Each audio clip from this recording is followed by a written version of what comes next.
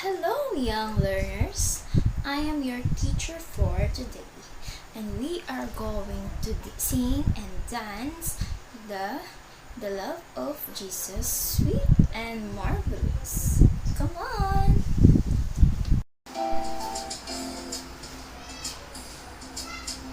The love of Jesus, sweet and marvelous. The love of Jesus, sweet and marvelous. The love of Jesus, sweet and marvelous.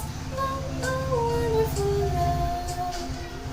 Higher than the mountain, deeper than the ocean, wider than the universe. Oh, oh, wonderful love.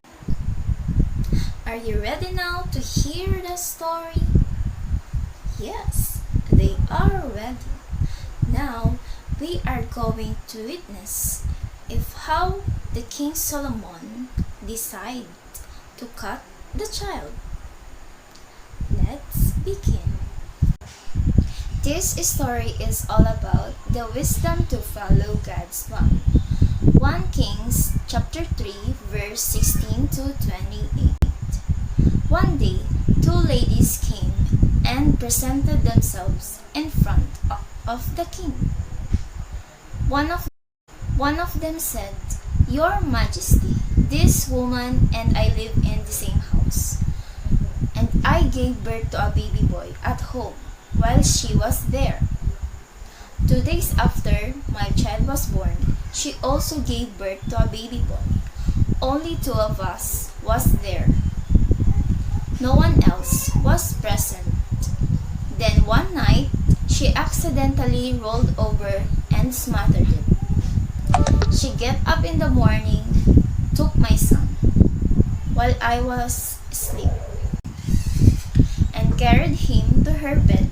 Then she put the dead child in my bed. The next morning, when I woke up and was going to nurse my baby, I saw that it was dead. I looked at it more closely and I saw that it was not my child. But the other woman said, 'No, the living child is mine, and the dead is yours.' The first woman answered back, 'No, the dead child is yours, and the living one is mine.' And so they argued before the king. Then the King Solomon said, 'Each of you claims that the living child is hers, then the dead child belongs to the other one.' He sent for a sword, and it was brought. He said, 'Cut the living child in two, and give each woman half of it.' The real mother, her heart full of love for her son, said to the king, 'Please, your Majesty, don't kill the child. Give it to her.' But the other woman said, 'Don't give it to either. Go on, cut it in two.' Then the King Solomon said, 'Don't kill the child. Give it to the first woman. She is the real mother.' When the people of Israel heard Solomon's decision, they were all filled with deep respect for him, because they knew that God had given him wisdom to settle things fairly. Then the story ends that the living child is alive. That is the scene happened in the story. The child is alive, and the King Solomon decided not to cut the child, but instead to give the child on his real mother.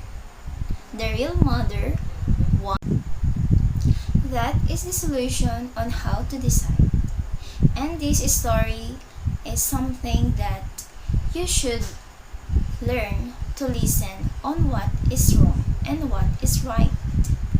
And the King Solomon had the wisdom to choose. is a great weapon on how to deliver, on how to know what is right or wrong. So, the question is, who is the king in the story? Yes, it is the King Solomon. And is the child cut into two? Yes, it's a no. The living child is alive. Who is the real mother of the child? Very good. The mother of the child is the first lady who talked to the king. And what is the weapon used in the story to cut the child? Yes, it's a sword. That is the end of the story, and thank you for listening.